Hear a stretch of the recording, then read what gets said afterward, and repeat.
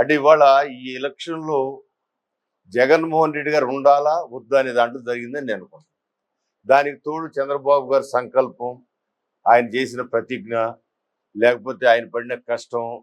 ఆ సమ్మర్‌లో ఆ మే నెలలో మనం ఒక గంట, 2 గంటలు తిరగటానికి ఇబ్బంది పడుతున్నా అనిపించే సందర్భంలో రోజుకి 5 గంటల పాటు ఎండలో మీటింగ్ చెప్పిన విధానం ప్రతి ఒక్కళ్ళకి కూడా ఒక ఒక జాలి అనేది ప్రతి ఒక్కళ్ళ మనసులో కూడా వచ్చింది. అంతేకాదు ఆయన సంకల్పం ఎంత గొప్పగా ఆయన పట్టుదల గల వ్యక్తి అనేది అక్కడ కూడా నిరూపితమైంది. సో ఆయన ఆ ప్రతిజ్ఞ మా అందరికీ కూడా రిజల్ట్స్ వచ్చి రాగానే మేము శాసనసభ్యులు అయ్యాం మరలా అనే ఆనందం కంటే చంద్రబాబు గారు చేసిన ప్రతిజ్ఞ నెరవేరిందనే ఆనందం నిజంగా నాకు మనసు నేను అది అది మీ ముందు ఏదో చెప్పడం కాదు. అసలు మనం ఇది నిజమా కాదని గెలుకునే పరిస్థితి 164 సీట్లు రావడం అంటే అది సామాన్యంగా 164 సీట్లు రావటం నా ఎక్స్పీరియన్స్ ఇది రెండోది ఘనమైంది. అంతకుముందు 94లో 94లో అప్పుడు నేను ఎమ్మెల్యే అదృష్టవశాత్తు నా అదృష్టవశాత్తు అప్పుడు కూడా చూశాను. కాంగ్రెస్ పార్టీ అంత బలమైన కాంగ్రెస్ పార్టీకి ప్రతిపక్ష హోదా కూడా రాకుండా ఆ రోజు నందమూరి తారక రామారావు విజయం సాధించడం జరిగింది. మరలా ఇవాళ చంద్రబాబు దానికంటే గొప్పగా అప్పుడు 26 సీట్లు 3 సీట్లే తగ్గినాయి. అప్పుడు 3 సీట్లే తగ్గింది వాళ్ళకి ప్రతిపక్ష హోదా రావడానికి. ఇవాళ 7 సీట్లు అంటే 14 సీట్లు తగ్గింది ఇవాళ ఉన్న ఈ పార్టీకి. సో ఏదేమైనా అది ఘనమైన విజయం. అన్ని కూడా మంచి రోజులు వస్తున్నాయి. నిన్న మేము ఒక గంట అరగంట మాట్లాడుకున్నప్పుడు కొన్ని విషయాలు నాకు చంద్రబాబు చెప్పారు.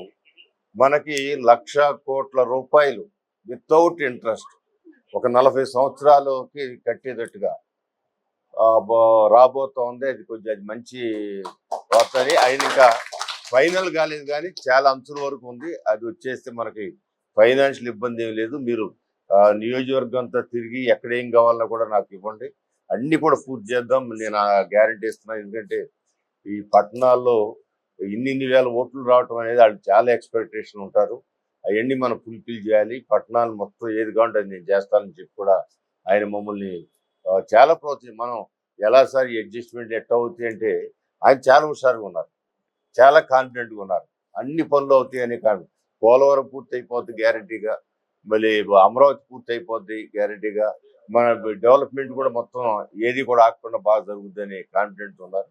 అందువల్ల మనం ఆ నిధులకి ఏమి పెద్ద ఇబ్బంది పడాల్సిన అవసరం కనపడుతుంది. అది చంద్రబాబు గారి శక్తిని నేను 30 సంవత్సరానికి చూస్తున్నాను. ఇవన్నీ కూడా డెవలప్మెంట్ శరవేగం జరుగుతుంది. కంపెనీలు కూడా చాలా ఉత్సాహంగా రాబోతున్నాయి. భారత్ మన మచిలీపట్నంలో ఆల్మోస్ట్ ఫైనలైజ్ అయిపోయింది. సో అది 76,000 కోట్ల పెట్టుబడి. అది అంటే 76,000 కోట్ల రూపాయలు ఇక్కడ ఖర్చు అవుతున్నాయంటే అది రకరకాలుగా పేదవాళ్ళకు కూడా వస్తాయి.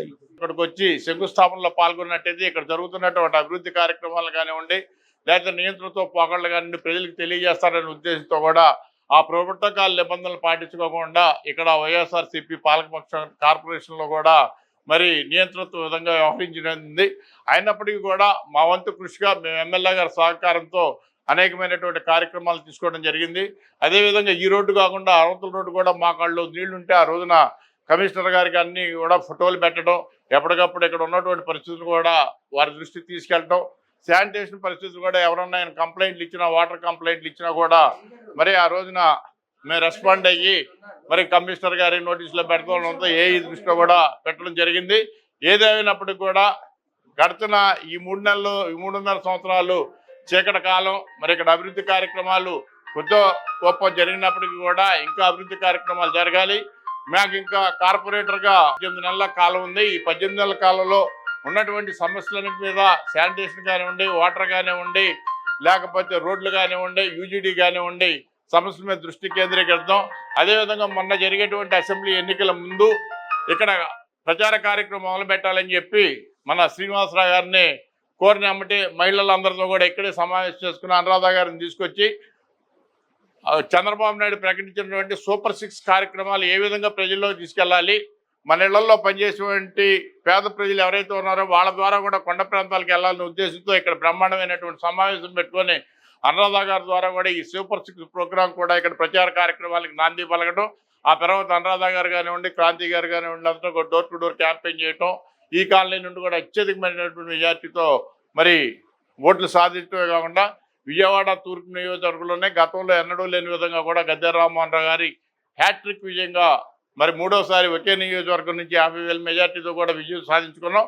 అదేవిధంగా కేసినేని చిన్ని గారిని కూడా మనం అత్యధిక మెజార్టీతో మనం గెలిపించుకున్నాం.